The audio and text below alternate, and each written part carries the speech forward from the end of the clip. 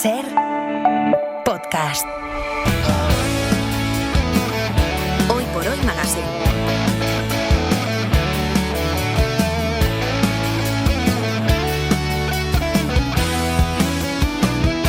Ser podcast. Con el alma entera vamos persiguiendo sueños detrás de la pelota como valientes guerreros. Me hace gracia porque hace unos días, no mucho, estaba Íñigo Pérez reivindicando la figura de Simeone y diciendo, oye, que este entrenador tiene su dimensión porque estaba muy discutido. Y mis amigos madridistas estaban felicísimos con Xabi Alonso y mira, fíjate, un partido, unos cuantos goles y todo cambia de bando. Fue un duelo terrible en cuanto a outfits de los entrenadores.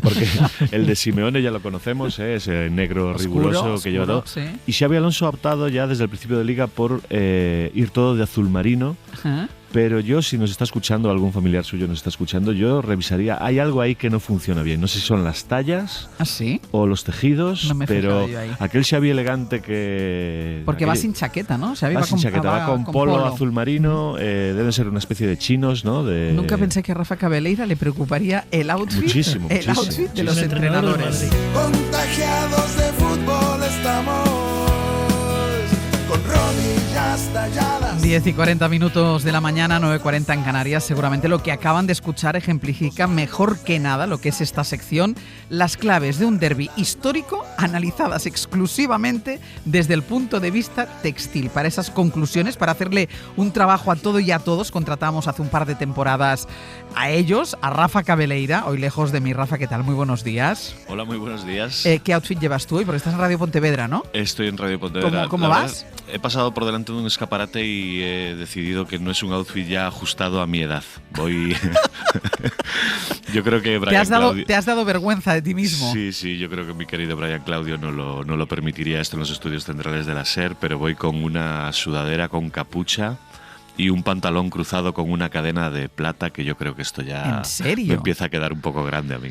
Galder Reguera, buenos días. Hola, buenos días. Espero que tú vayas más elegante. ¿O llevas Yo una de voy- esas camisas que llevas tú habitualmente? No, yo hoy voy corporativamente elegante porque hoy estrenamos el Festival de Cine, me toca presentar y me ha visto mi mujer al salir y me ha dicho, así no. Y me ha cambiado. Y te ha cambiado. Oye, una cosa, Galder, que quería comentar contigo, ese homenaje o esa manifestación que se hizo en San Mamés contra el genocidio en Gaza. A la Liga yo creo que no le gustó mucho, pero oye, estaba muy bien ver en un campo de fútbol lo que se vio en San Mamés. Yo creo que fue muy bonito porque es un acto de humanidad, no es un acto político. Y nosotros teníamos también un debe con Joni Taye, que le nombramos en su momento embajadora del 125 aniversario, y con la comunidad de refugiados, no solo de Palestina, pero también de Palestina también. Y fue un acto emocionante. Yo tuve la suerte de acompañarles hasta el túnel. Fue muy difícil contener la emoción porque, mira, había una niña que llevaba una semana en el País Vasco. Y mira, te voy a hacer una confesión. Yo pensaba que quizá íbamos un poco tarde. Y fíjate, lo de la retransmisión ha demostrado que no, Sí. que hay que seguir Sí. todos los días con esto porque para ellos además es muy importante no sentirse solos. He recibido muchísimos mensajes de amigos, he recibido muchísimos insultos de gente que yo pensaba, pero ¿por qué me insultas? ¿No? ¿Qué hemos hecho mal? ¿No? Y es una muestra de que tenemos que seguir adelante y ahí vamos a estar. Lo de la retransmisión es que quien estaba viendo la televisión no vio esas imágenes. ¿No? No, yo no pude ver exactamente en qué consistió el homenaje, ni yo ni nadie. Y nos devuelve otra vez a esta liga empeñada muchas veces en ocultar lo que ocurre en ella, ¿no? Que yo creo que normalmente suele ser el camino más corto a que todo esto se amplifique y seguramente Claro. espero además Claro. que homenajes como estos se repitan en más campos. Y es que además coincidiendo en un fin de semana en el que cientos de miles de personas o decenas de miles de personas han salido a las calles, 100.000 en Madrid, 70.000 en Barcelona, miles en otras ciudades, se ha visto, se ha retransmitido y en cambio pasa eso en un campo de fútbol y la Liga decide no darlo. Sí, y hay un consenso general con el tema y te hace preguntar por qué no puedes llevar a un grupo de refugiados al centro del campo a que 50.000 personas les den un aplauso de bienvenida al País Vasco y les muestre solidaridad. ¿Qué tiene de malo eso? Claro. Es una cosa que yo, cuando me enteré después que no había sido retransmitido, Pues fíjate, me dio mucha tristeza por un lado. Luego pensé en el famoso efecto Bárbara Streisand, es decir, que si tú intentas tapar algo va a tener más amplificación. Y me recordó que tenemos que seguir haciendo este tipo de cosas que son importantes. Oye, y hablamos además de una liga que se pasó el año pasado y creo que también el anterior con la bandera de Ucrania puesta sobre el marcador de todos los partidos. Exacto. Que por cierto, que está muy bien, que yo estoy muy de acuerdo con eso, pero llama mucho la atención que tome tanto partido un conflicto y que sea incapaz de alzar ni siquiera la voz. Ya no alzar la voz, no dejar que la alcen otros en ¿no? ¿Del Barça hablamos, Rafa? Bueno, si es obligatorio. Si es estrictamente. ¿Qué ha pasado, Rafa? ¿Qué ha pasado? Pasaría de largo, pero bueno. ¿Pero qué ha pasado? O sea, primero el PSG, después el Sevilla, ¿qué ha pasado? Sí, se nos está atragantando octubre. El año pasado Flick acuñó el término de shit November para nombrar aquel noviembre desastroso. Yo creo que este año se nos ha adelantado a octubre. Bueno, supongo que tiene que ver mucho con una plantilla corta, con algunas pequeñas bajas y con que los rivales también reaccionan, ¿no? Este fútbol moderno que muchas veces le loamos a Flick, yo creo que poco a poco empieza a encontrar algunas alternativas y ayer Almeida yo creo que dio justo con la tecla para hacerle frente al juego del Barça. Mira, y os quería preguntar también por unas declaraciones que ha hecho esta semana Jürgen Klopp, ex-entrenador del Borussia y del Liverpool, asegurando que no se le ha perdido nada en los banquillos, que no piensa volver, explicando que en 25 años solo fue 4 veces al cine, a 2 bodas, una era la suya. Yo no sé si os sorprende esta mirada tan desapegada del fútbol de alguien que lo ha sido todo y que ha vivido por y para el fútbol. Bueno, es una profesión intensa la del banquillo y hay mucho estrés y es comprensible. Yo creo que cuando además tienes ya una capacidad económica después de años trabajando, pues te puedes permitir dedicarte a ti mismo, ¿no? A mí me parece bien. No me parece un ideal lo de acudir a bodas. Ya sé, lo del cine es otra cosa. Pero bueno, pero si que al menos bodas, puedas opinar una vez haya sido unas cuantas. Sí, que verdad. No es su caso, claro. Sí. Bueno, yo en mi caso hubo una época en la que se me unieron las dos cosas, ¿no? Tenía que trabajar y tenía que ir a bodas porque trabajaba de camarero en las bodas. Con lo cual aquello sí que era realmente terrible. Lo único bueno es que ganabas un poco de dinero. Pero yo entiendo perfectamente las palabras de Klopp. Es un negociado de los banquillos muy duro, sobre todo en la élite, claro, que yo creo que te exige una atención casi constante y un nivel de horas que yo creo que hay que ser muy, muy obseso, muy enfermo del fútbol para soportarlos. Yo no lo soportaría, pero seguro además. De Jürgen Klopp, entrenador alemán, al tema que queremos hablar esta mañana. El fútbol alemán, las bondades de su juego, competitividad y sostenibilidad en el trato a sus aficionados, en la Bundesliga, en las competiciones europeas. Y es que, como dijo Gary Lineker, el fútbol es un deporte en el que juegan 11 contra 11.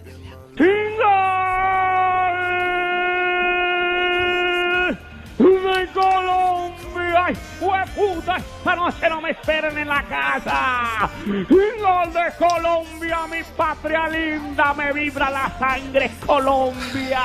¡Colombia 1! ¡Alemania 6! Es una maravilla. Y siempre, o casi... Sí. ¡Qué gol! ¡Qué gol de Schürrle!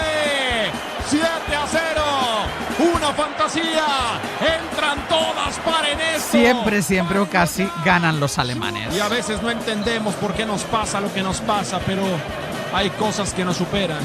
Alemania va a jugar el domingo, Alemania va a ir otra vez por un título del mundo, ante el llanto, las lágrimas, el derrumbe de los brasileños que no pueden creer.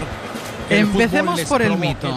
Calder, ¿sigue siendo cierto eso de que el fútbol es un deporte en el que juegan 11 contra 11 y siempre ganan los alemanes? No, además ahora no están en su mejor momento a nivel de selección, pero sí, casi siempre están ahí. Es una selección que compite a un nivel increíble y los equipos también, en general, los equipos alemanes en Europa, pero fundamentalmente la selección es un hueso duro de roer. O sea, si te toca Alemania, échate a temblar. ¿Y tú, Rafa, qué piensas? Yo lo comparo muchas veces al Real Madrid, ¿no? Creo que tenemos la percepción de ellos muy, muy similar. Estos equipos que parece que ganan siempre, pero a veces no, a veces también pierden. Y yo creo que incluso pierden muchas veces más de lo que nosotros nos imaginamos. Yo creo que la frase de Lineker no fue verdad ni siquiera cuando Lineker la decía. Lo que pasa que hay que reconocer que es una gran frase. Era buena. Sí, que era buena. ¿Su fortaleza es más el equipo que la individualidad? Es eso y es la leyenda que les precede también. Yo creo que es una de esas selecciones que cuando te toca, ya solo con el nombre te echas a temblar. Le pasa a Brasil, que Brasil lleva unos años malísimos, pero no deja de ser Brasil y ver la equipación, ¿no? Y hubo una época en la que te tocaba un equipo alemán y temblabas en los mismos nombres, Kaiserslautern, de repente decías en UEFA y decías, uff, que vienen los alemanes. Y luego sí, el despliegue del fútbol alemán siempre ha sido muy físico, siempre ha sido de mucha intensidad y físicamente son más fuertes que el resto. ¿Y sigue siendo igual? ¿Sigue siendo el juego alemán igual de reconocible? O yo no sé si el paso ahí de otros entrenadores, como puede ser el de Guardiola, ha modificado en algo esa identidad. Sí, yo creo que de alguna manera todo el fútbol mundial prácticamente se ha estandarizado bastante. Hay unos cuantos conceptos que prácticamente todos los equipos y todas las selecciones dominan y aplican. Pero yo creo que sobre todo el cambio que ha tenido que afrontar Alemania tiene mucho que ver eso con el físico. El físico alemán, lo decía Luis Aragonés en su día, ¿no? Los españoles teníamos un pequeño déficit físico, como si fuésemos todos achaparrados y pequeñitos, y un poco gorditos y un poco tirillas. Pero yo creo que el nuevo fútbol precisamente potencia eso, ¿no? Potencia a los jugadores más técnicos, no hace falta ya tener un físico privilegiado para competir en la élite, y yo creo que Alemania está en un proceso de adaptarse un poco a eso, ¿no? De adaptarse a jugar con bajitos. Y hay otra cosa que yo creo que identifica mucho al fútbol alemán, que es el respeto de los clubes a sus aficionados. Y tú, Rafa, tienes un ejemplo. Tú dices que el Unión de Berlín es el ejemplo del respeto a los aficionados. Claro, es que tú imagínate un equipo de barrio Köpenick de Berlín, un equipo de clase obrera, y que de repente tiene que reformar su estadio y se encuentra con que más de 2.500 socios apuntan para trabajar gratuitamente. O sea, para trabajar físicamente ahí. Para trabajar físicamente en el campo. Yo creo que le ahorraron más de 40.000 horas de trabajo físico al club en facturas, que deben de ser unos cuantos millones de euros. ¿Te imaginas, por ejemplo, que los culés hiciésemos esto? Es que estaba pensando lo mismo. Igual hubieran podido ya inaugurar el campo del Barça. Que tú y yo quedásemos los domingos para ir allí a echar masa o a poner azulejo. A lo mejor ya tendríamos hecho el campo ayer. Claro. Fue una historia y me parece muy bonita. Maravilloso eso. Sí, fue una historia muy bonita porque a la Unión de Berlín le dieron una amenaza a la Bundesliga. Ellos estaban en la segunda división en un momento económico muy malo y les dijeron, oye, o tenéis un estadio decente o otros tenemos que descender. Y entonces llamaron a voluntariado y lo cambiaron por los abonos. Y es una imagen muy bonita eso de cambiar del intercambio, que no sea una cuestión monetaria. Yo estuve una vez en el estadio, flipé en colores, desde 1 hora y media antes estaban todos cantando, pero me pasó una cosa muy curiosa, de si yo estaba en el centro de Berlín, yo tenía las entradas, estaba solo, y en la estación de tren vi a un tipo con la bufanda y le pedí, oye, ¿vas al estadio? ¿Puedo ir contigo? Y entonces me dijo, sí, yo te acompaño, y fuimos juntos y fuimos hablando, y cuando llegamos al estadio, pues un poco en agradecimiento le fui a dar un pin del Athletic, le dije, toma, oye, muchas gracias, este es el Athletic, el mejor club de la liga y tal, y no me lo cogió porque me dijo que era de la Real. Dije, no me jodas que me he encontrado con el único hincha de la Real en Berlín. Y bueno, pero luego en el estadio fue, de verdad, yo tengo un recuerdo increíble. ¿Pero y qué hace diferente el ambiente en el estadio? El apoyo constante y poca violencia, ¿qué es lo que hace diferente? Que los clubes alemanes en los años 90 entraron en quiebra casi todos, porque la gente dejó de ir porque era impagable el fútbol, se había convertido en solo negocio, y se dieron cuenta de que la supervivencia de los clubes depende de tener una cercanía con los fans. Entonces es un fútbol que está muy cerca de sus propios aficionados, ellos mismos lo tienen como una fiesta en acudir allí. Y es una experiencia realmente necesaria. Yo invito a los gestores de clubes medios en la Liga Española que vayan allí y que lo vean. Y que se den cuenta como si tú tienes una red fuerte en tu propia ciudad, la experiencia del estadio es increíble. Y entiendo que la política de precios también, ¿no? Es más económico ir ahí al fútbol. Mucho más económico. Si lo comparas con España, yo creo que es como 10 o 15 veces más económico. Yo recuerdo que en la época en la que Guardiola estaba en el Bayern de Múnich, una entrada full equip en tribuna del campo del Allianz el campo del Bayern de Múnich, perdón, costaba entre 50 y 60 euros. Con 50 y 60 euros no entras prácticamente en ningún campo de la Liga Española. Y sobre todo que esa experiencia, más allá de que sea barata, se completa de muchas maneras. Por ejemplo, la Liga Alemana es de los pocos lugares donde los campos todavía tienen gradas de pie. Es una manera muy particular de ver el fútbol, ¿no? De votar, de cantar. Y esto son cosas que se van perdiendo poco a poco por el mercantilismo de las propias entradas, ¿no? Porque todo sean comodidades y todo sea gente sentada y poder cobrarle a la gente mucho más dinero del que seguramente cuesta esa entrada. Y yo creo que poco a poco pues se va pervirtiendo esa experiencia. Por eso ellos lo disfrutan tanto, ¿no? Tú, sobre el precio, Galder, ¿tú recuerdas hace ya unos cuantos años un encuentro en la UEFA entre el Athletic y el Schalke 04? Claro. Y una pancarta que había en el fondo de los seguidores alemanes y que hacía alusión, ¿no?, al precio de las entradas. Sí. Bueno, sí, son mucho más baratas. Además, allí la renta es mayor, o sea que porcentualmente es todavía más barato. Y a nosotros jugamos con ellos en la UEFA, yo creo que el año 2012, con el Athletic de Bielsa. Estaba Raúl González Blanco en el Schalke. Y jugamos la ida allí y la vuelta era en San Mamés. Entonces las entradas en San Mamés se mandaron, creo que eran a 90 euros cada entrada.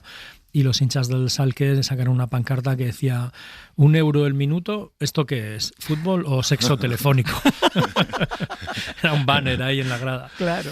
El problema de todas formas de la liga alemana es que siempre gana el mismo, ¿no? Ahí así como la hegemonía del Bayern.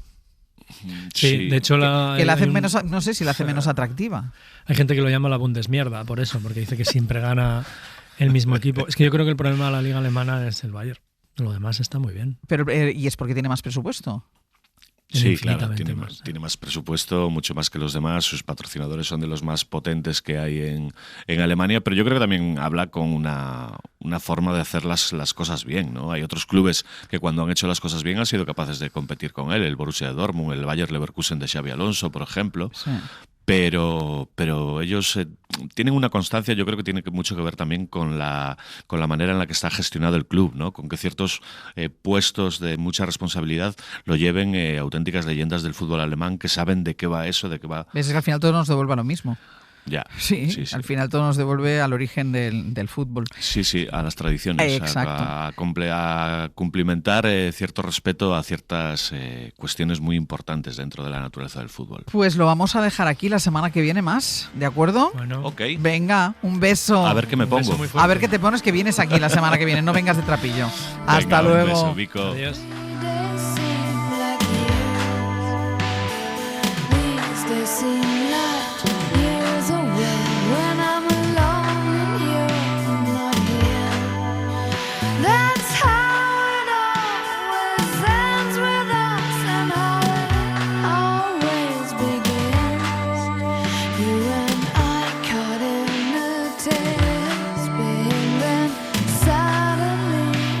Para no perderte ningún episodio, síguenos en la aplicación o la web de la SER, Podium Podcast o tu plataforma de audio favorita.